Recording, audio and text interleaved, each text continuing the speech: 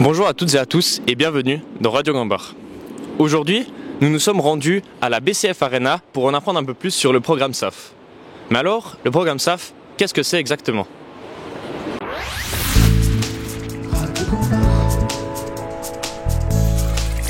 Le programme SAF est une filière qui permet aux futurs grands noms de demain de bénéficier de réductions d'horaires dans leur école ou dans leur apprentissage. Nous sommes venus aujourd'hui à la BCF Arena justement pour interviewer Benoît Yecker, lui-même étant un joueur de Fribourg-Gotteron et faisant un bachelor à côté. En plus de ça, nous allons interviewer Léo Michel, joueur des U20 élites de Fribourg-Gotteron et ayant également le programme SAF.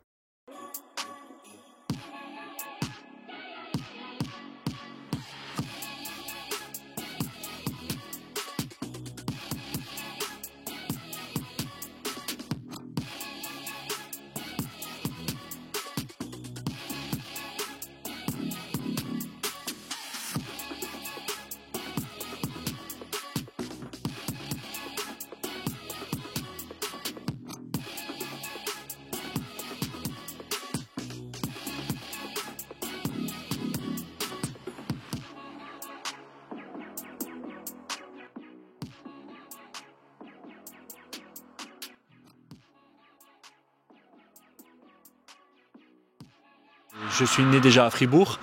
J'ai fait mon école obligatoire d'abord à Courmanon en primaire. Ensuite, j'ai fait le CO de Pérol à Fribourg en ville. Et puis voilà, je jouais ici en junior.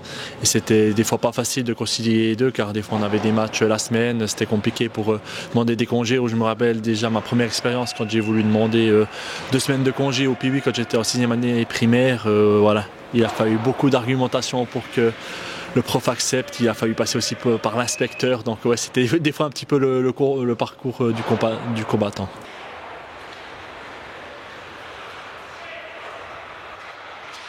Disons, je ne sais pas si le programme SAF existait déjà quand je suis parti. Je suis parti, ça devait être en 2009 ou 2010.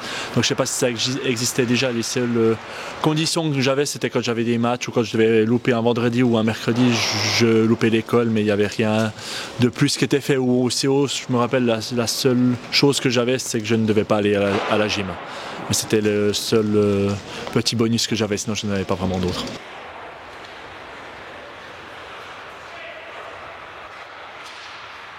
On avait juste les entraînements le soir, donc j'allais la journée à l'école le matin, l'après-midi, puis après je faisais mon entraînement ou le match le soir. C'était juste des fois quand je devais louper, si j'étais par exemple sélectionné avec les sélections romandes, ou si des fois on devait partir un vendredi pour un voyage lointain, par exemple à Davos.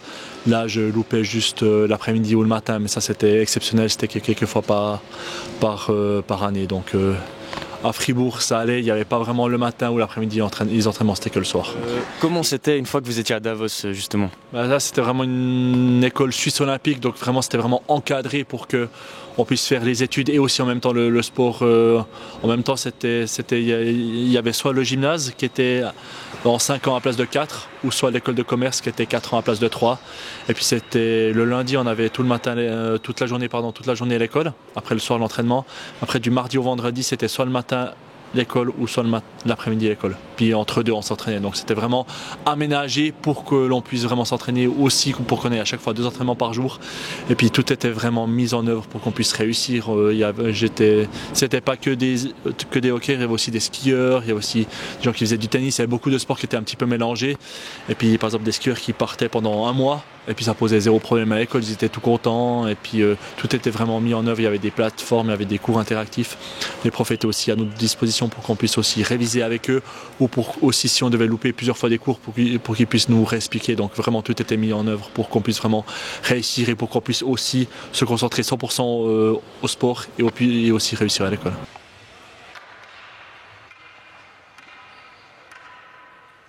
Ma première année à Fribourg, je n'ai pas suivi de formation, mais là je suis en train de faire la HEG en emploi, donc ça fait déjà 3 ans que je suis en cours d'emploi, donc il me reste encore quelques années parce que j'ai dû un petit peu étaler mes études, mais c'est normal. Mais oui, je suis à la HEG en ce moment. Merci à toutes et à tous d'avoir regardé cette première partie sur Benoît Yecker. Je vous donne rendez-vous pour le prochain épisode en compagnie de notre journaliste Quentin qui va interviewer Léo Michel, véritable espoir des Young Dragons. Si vous avez aimé la vidéo, n'hésitez pas à vous abonner et à partager, ça fait toujours de la pub pour Radio Gambard. C'était votre journaliste Maceo et je vous dis à une prochaine.